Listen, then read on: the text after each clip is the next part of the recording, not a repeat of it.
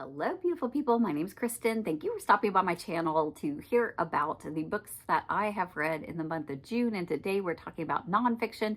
I did go into fiction and classics. I can link those below.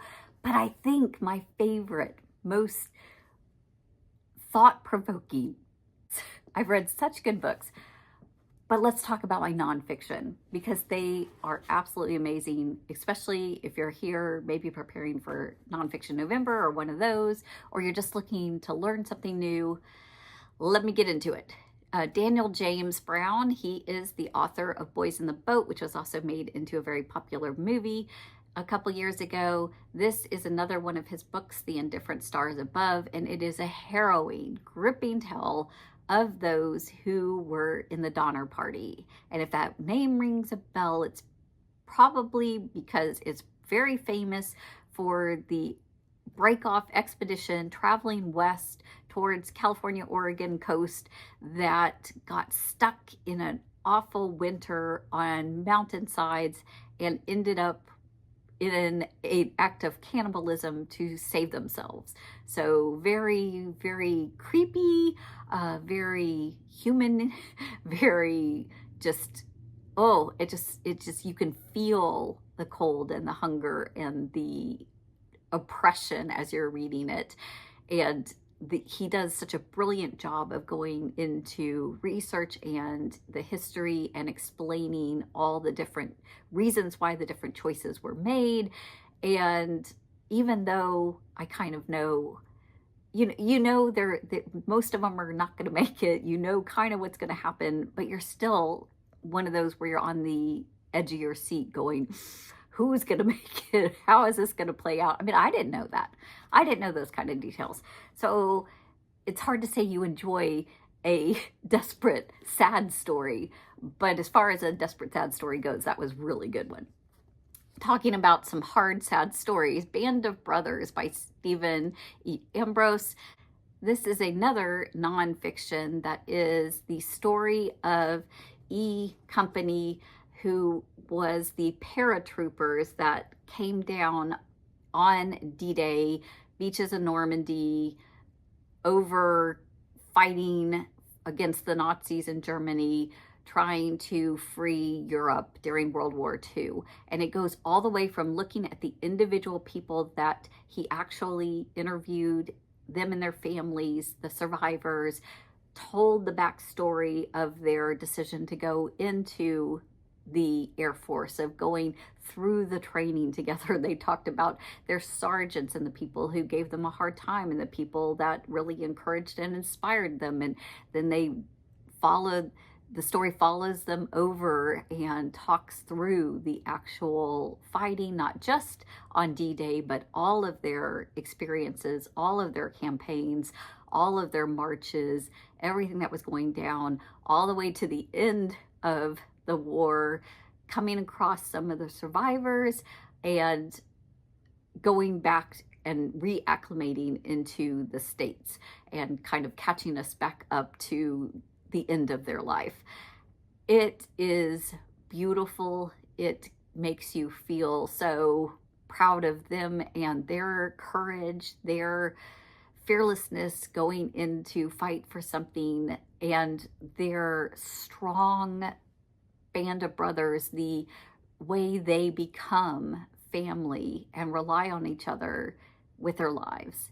It is just a beautiful, beautiful thing. And then when I was at the World War II Museum, I did get the honor to see a helmet that actually came from this company that they actually used over there. I'll try to put a picture up here if I can find it, that I saw in the museum. So that was the reason why I chose this particular book, because Stephen Ambrose was one of the main creators and founders of the World War II Museum in New Orleans. So if you're ever in New Orleans, that is the best museum, period. I mean, forget war museum, best museum, period, I have ever been to. It is so immersive, so engaging, so crushingly immersive into war that you understand it in a way that you would not when you first got there. Another couple books, these may even be a little controversial. This one, Toni Morrison's Language as Liberation. This is a collection of her lectures that she would give teaching a class on kind of racism and Blacks throughout literature and how that was processed really and how it was presented within the context of these stories by these authors, went through multiple ones. Honestly, some of it, particularly when I hadn't read or studied that particular author or that particular work, some of this probably goes over my head and I may not fully understand the total deep meaning and symbolism. I was never totally brilliant at that. I can deeply appreciate it though.